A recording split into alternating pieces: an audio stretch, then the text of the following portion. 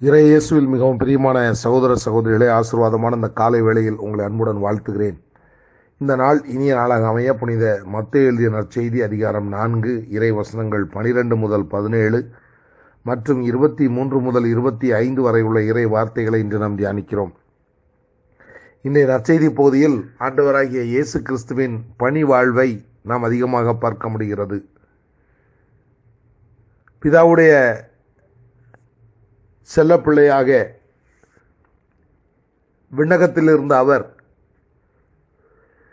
நம் பொருட்டு பிதாவின் விருப்பத்தை நிறைவேற்றுவதற்காக மண்ணுலகிற்கு இறங்கி வந்தார் என்பதை நாம் நன்கு அறிவோம்.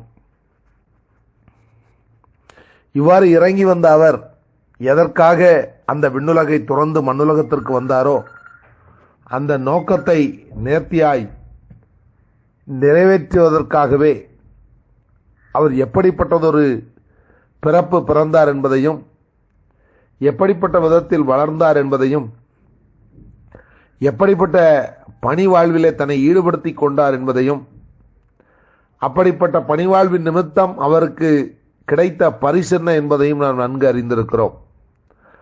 பிரியமானவர்களே,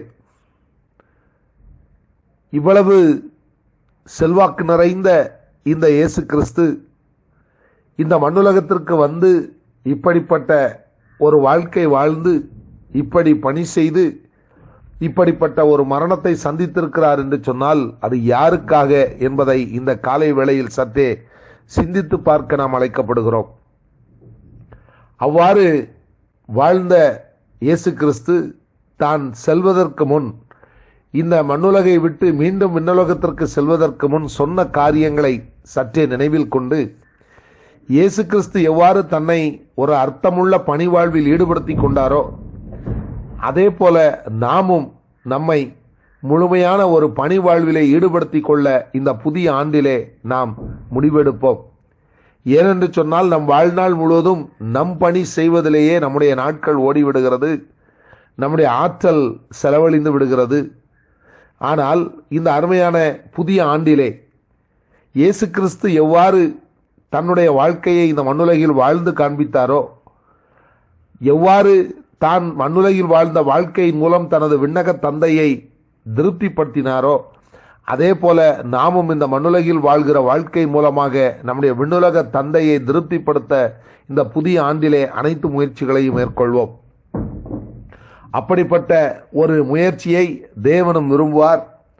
அந்த முயற்சியில் நாம் நம்மை ஈடுபடுத்துகிற பொழுது நம்மோடு கூட விண்ணக தந்தையும் இருந்து நமக்கு தேவையான ஆலோசனைகளையும் உதவிகளையும் ஒத்தாசைகளையும் வழங்கி நிச்சயமாக நம்மை பலப்படுத்துவார் என்பதில் எந்த விதமான சந்தேகமும் இல்லை.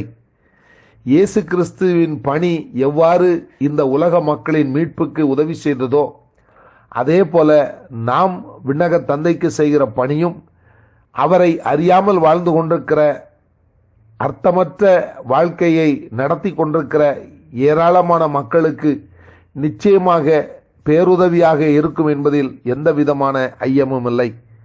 அந்த உன்னத நோக்கத்தோடு மற்றவர்களுடைய நலனை கருத்தில் கொண்டு விண்ணக தந்தையின் விருப்பத்தை மனதில் கொண்டு அப்படிப்பட்ட அர்த்தமுள்ள வாழ்க்கையை வாழ இந்த புதிய ஆண்டிலே நாம் எடுக்கிற முயற்சிகள் அனைத்திற்கும் நம்முடைய விண்ணக தந்தை துணை இருந்து நடத்துவார் என்பதில் எந்த விதமான ஐயமும் இல்லை.